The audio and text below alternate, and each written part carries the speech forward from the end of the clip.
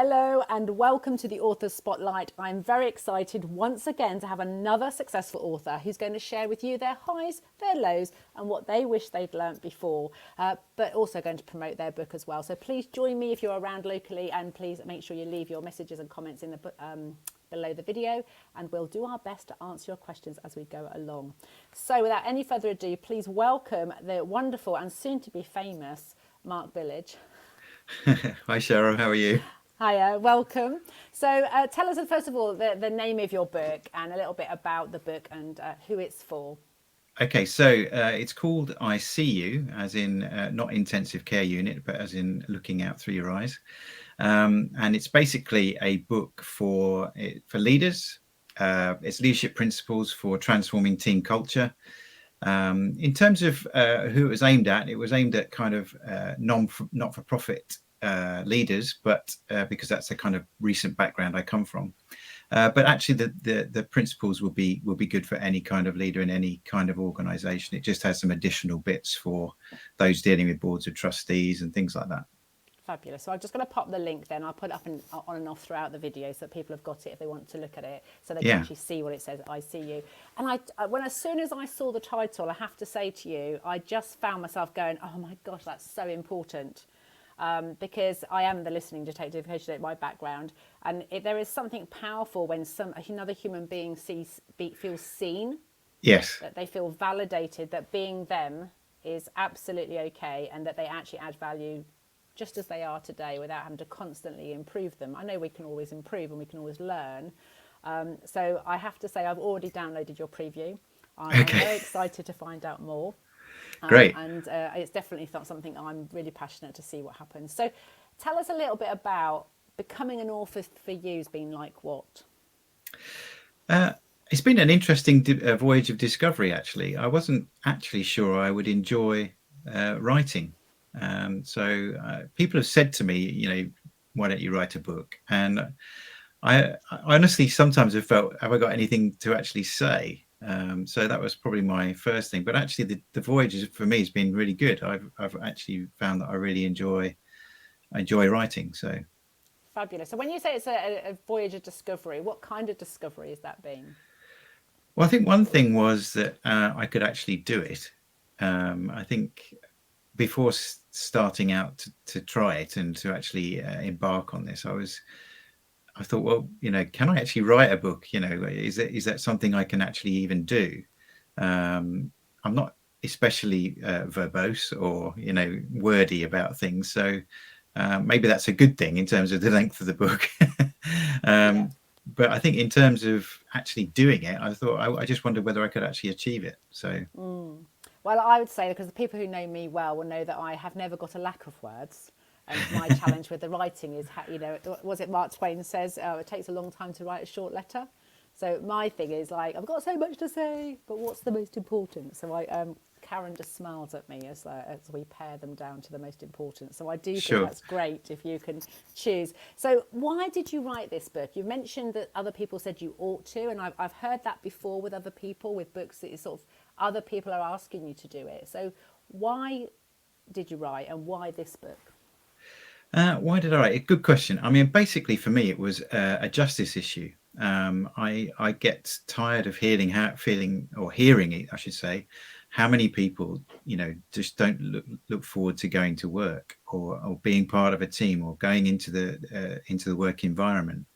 And I kind of think we spend so much of our life there, and I assume that the people who go into these, you know, obviously I was looking at non-profit organizations, so they're kind of cause-based, purpose-based, and that's much more of a thing these days anyway. But those kind of, if you're going to do that, then why not do that in an atmosphere in which you are thriving and enjoying it and can bring your best? So I wrote the book because I think actually these things don't happen by accident, not in my experience. And No. if you're going to change culture, you've got to be intentional.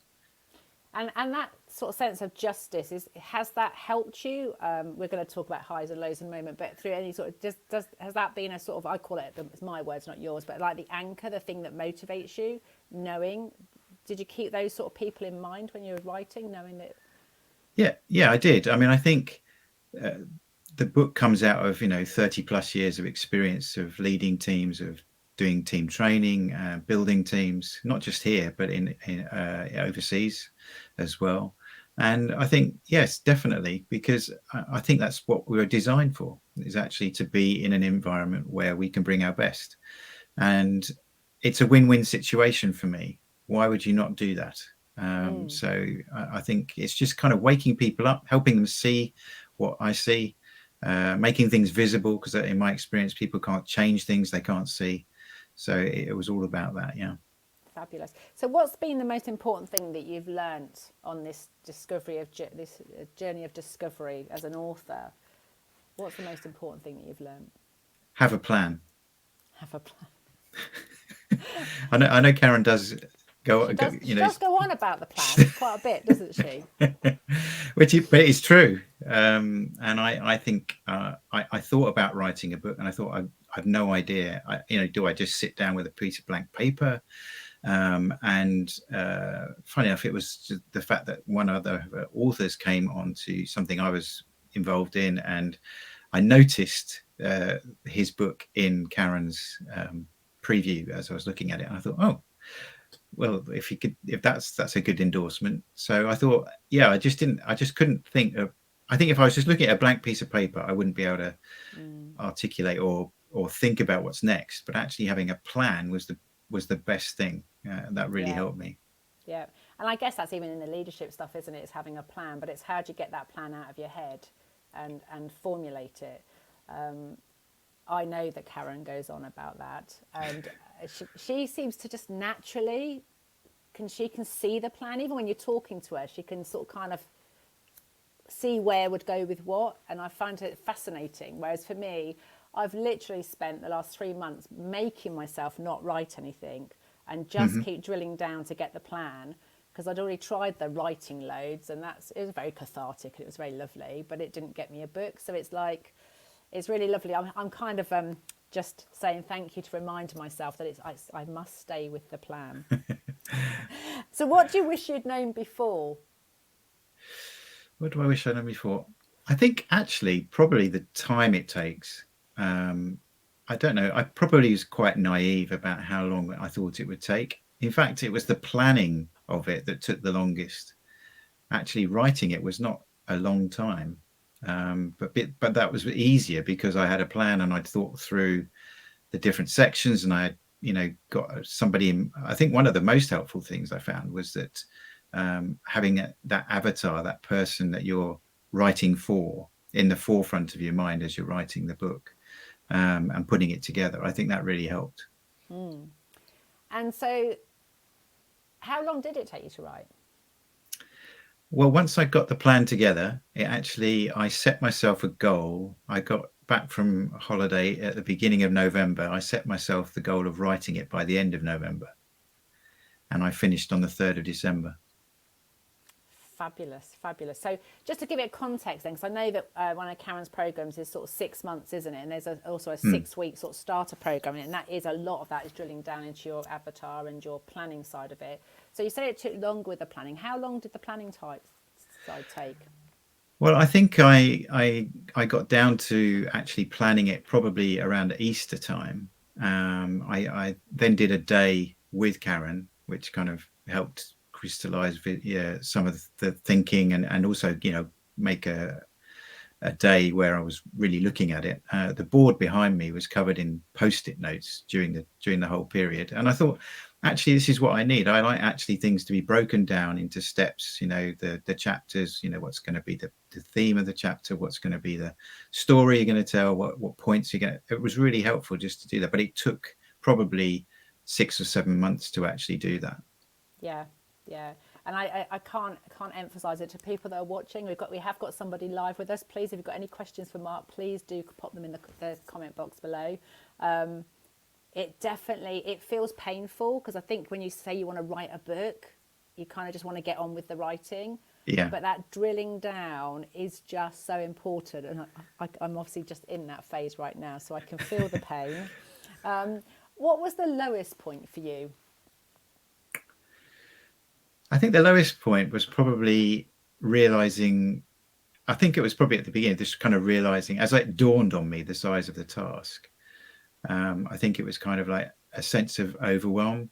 I think in some ways as well, it's the kind of once you've finished, you think there's still a ton to do, in terms of promoting your book, in terms of getting people to be aware of it. It doesn't just sell itself, and being clear. I think the lowest point for me was just trying to get clarity on, the why and the who kind of questions. It just took some time, and I thought, am I ever going to get to this clarity that I need? But eventually you get there, because you're always working on it. You're always thinking about it as you, even if you're not actually putting pen to paper. So what worked for you to get that clarity? I think it was just constantly being asked. I mean, in my interactions with Karen, she was always, if people keep asking you the question, and also having the material there to work with, I kept going back over it and asking myself the same question. Actually, I think the way that Karen's actually structured it, whether she's aware or not, is just that it asks the same questions in several different ways, and kind of brings you back round. You still haven't answered that question, so so I think, and she's brilliant for that accountability, isn't she? If it's not really like absolutely crystal clear, she will ask it again. Absolutely.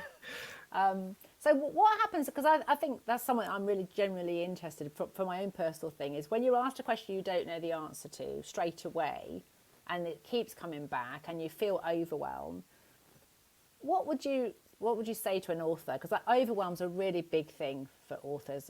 It's definitely the bit where I get involved, and obviously I've got models and things I help my clients with, but I'd be really curious for you, what was the first thing that happened sort of between getting from that overwhelm and having a question you can't find the answer to straight away, and clarity?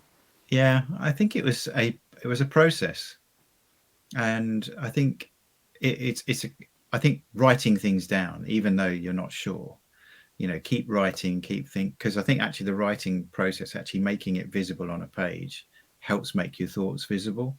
And I found that was really helpful.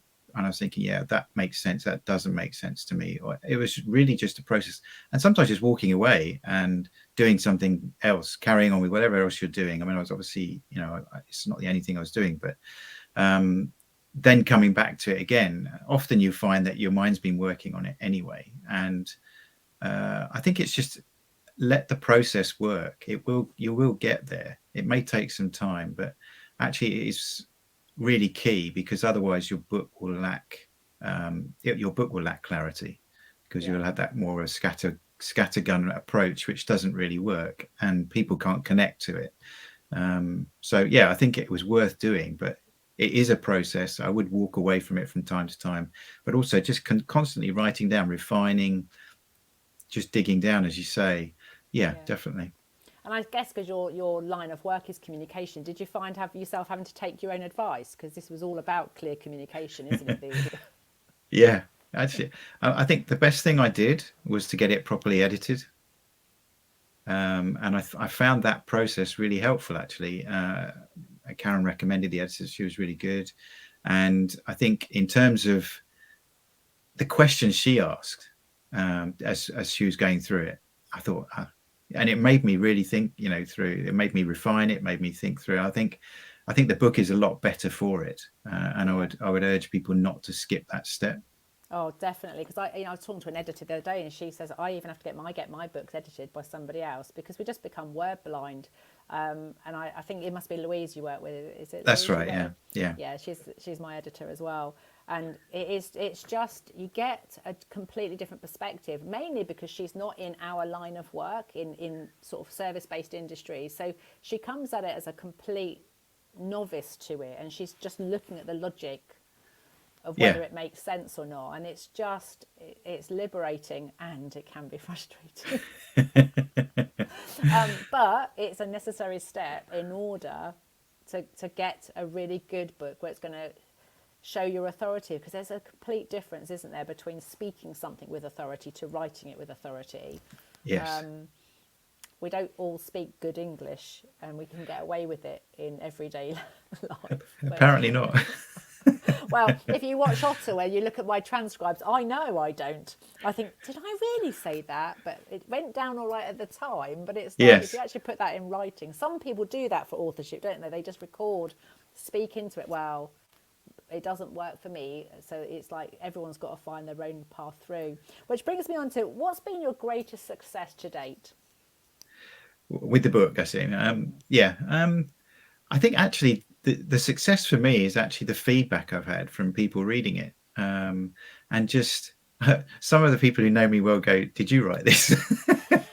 But I think it's been genuinely quite encouraging. Just that people are actually finding it helpful, finding it that they can engage with the content, and are actually thinking this is really good stuff, and actually is, because my intent was obviously that it would it caused change. So that's been really helpful. And I'm waiting on some people, a bookseller who's interested in possibly stocking it. So at the moment, it's those are the kind of successes. I think, I'm surprised that some of the number of copies that have gone so far. It's still early days, but I'm happy to see that people are buying it, enjoying it. And I think also the success is that I have something now that kind of carries my voice, and is something where some way that people can see my expertise. It's like the author and authority type thing. But yeah.